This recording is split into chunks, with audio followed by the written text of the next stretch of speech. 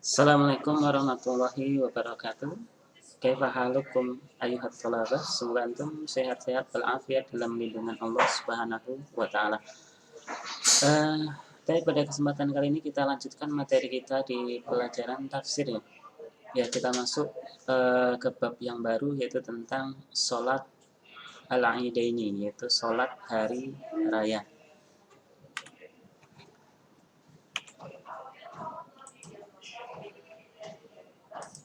Ya, perhatikan bab sholatul Aidaini, itu kita akan bahas tentang sholat Idul Fitri ataupun Idul Adha. Qala ta'ala, Allah Subhanahu wa ta'ala berfirman, "Fasholli li rabbika wanhar." Dan sholatlah untuk Tuhanmu, wanhar, dan berkorbanlah. Berkata Imam As-Sa'di rahimahullahu ta'ala, semoga Allah merahmati beliau, hasso hataini al-ibadataini bidzikri. Jadi Allah Subhanahu wa taala mengkhususkan dengan dua ibadah ini, yaitu dengan menyebutkannya di dalam Al-Qur'an, yaitu bidzikri. Jadi salat dan berkorban itu Allah khususkan dengan apa? Yaitu dengan Allah menyebutkannya di dalam Al-Qur'an. Fasholli li rabbika wanhar. Kenapa demikian? Kenapa Allah mengkhususkan dua ibadah ini dengan menyebutkannya di dalam Al-Quran? Li'annahuma min afdolil ibadati wa ajallil qurabati. Ya, sebabnya, alasannya adalah karena keduanya, yaitu sholat dan berkorban, itu adalah min afdolil ibadat, yaitu ibadah yang paling utama, wa ajallil qurabat, dan juga sesuatu yang paling mendekatkan diri kepada Allah Subhanahu wa taala. Yaitu sebabnya kenapa sholat dan berkorban itu Allah khususkan dengan menyebutkannya di dalam Al-Qur'an. Adapun maksud sholat, ya para ulama berbeda pendapat, nanti kita bahas di fakroh selanjutnya. Wali anna sholata, kemudian juga karena sholat itu tadammana al-khudu, yaitu mencakup di dalamnya, mengandung yaitu al-khudu, yaitu rasa ketundukan, rasa kepatuhan fil qalbi, di dalam hati, wal jawarih, dan juga anggota tubuh kita, lillahi, untuk Allah Subhanahu wa taala. Jadi ya, sholat itu di dalamnya mengandung rasa ketundukan, rasa kepatuhan hati dan juga anggota tubuh kita kepada Allah Subhanahu wa taala. Wa tanquluha fi anwa'il ubudiyati, kemudian salat tersebut ya memindahkannya fi anwa'il ubudiyah, untuk jenis-jenis peribadatan yang lainnya. Jadi ya berdampak kepada jenis-jenis peribadatan yang lainnya. Wa fi nahr, adapun untuk berkorban, taqarraba ilallahi bi afdali ma indal abdi minan nahair, adalah mendekatkan diri kepada Allah Subhanahu wa taala bi afdali, dengan sesuatu yang paling utama, paling penting bagi seorang hamba, minan nahair, yaitu dari sesembelihan. Jadi ya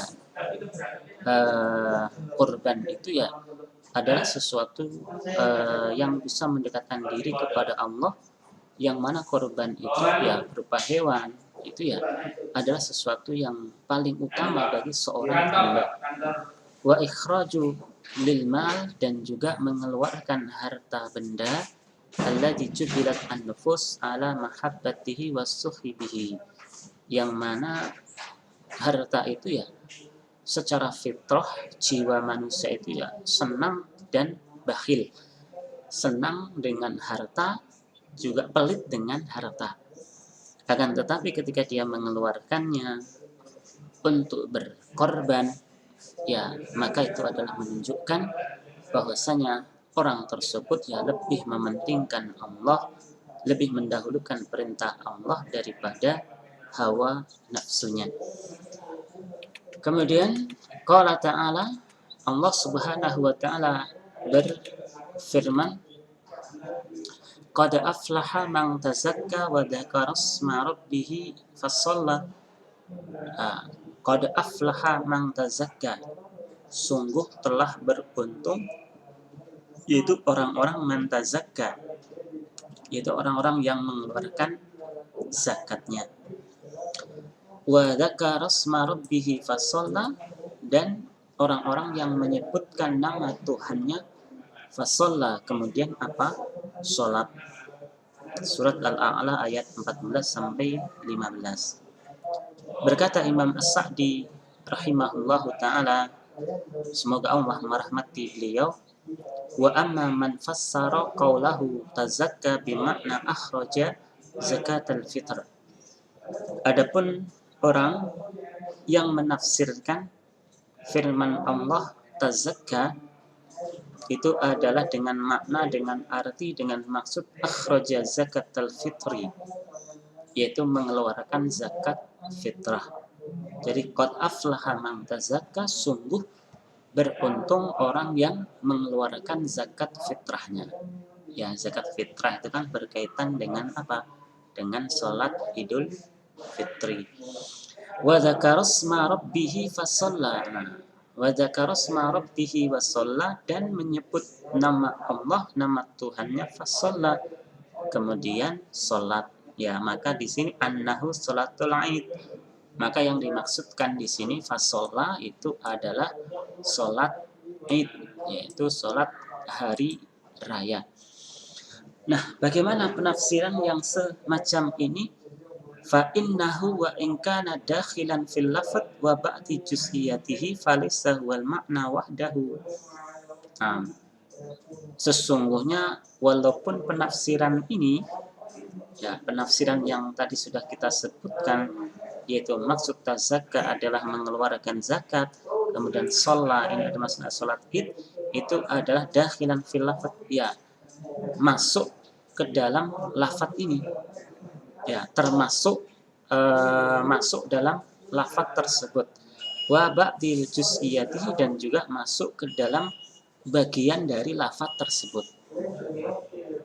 Akan tetapi falisa wal makna wahdahu, akan tetapi bukan ia makna satu-satunya. Dalam arti ya masih ada penafsiran-penafsiran yang lain yang berkaitan dengan ayat-ayat tadi. Jadi ya ada yang menafsirkan tazakka dengan zakat fitrah, fasalla dengan sholat id, ya ini menunjukkan ya memang ia penafsiran tersebut ya memang masuk ke dalam lafaz tadi.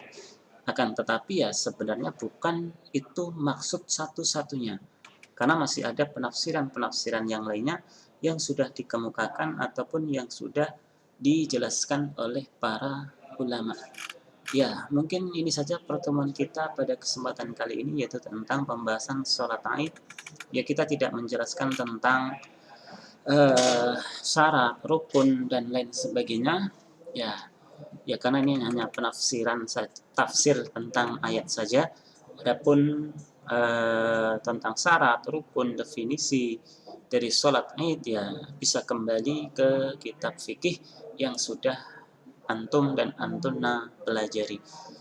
Mungkin ini saja pertemuan kita pada kesempatan kali ini. Akhiru da'wana anilhamdulillah. Assalamualaikum warahmatullahi wabarakatuh.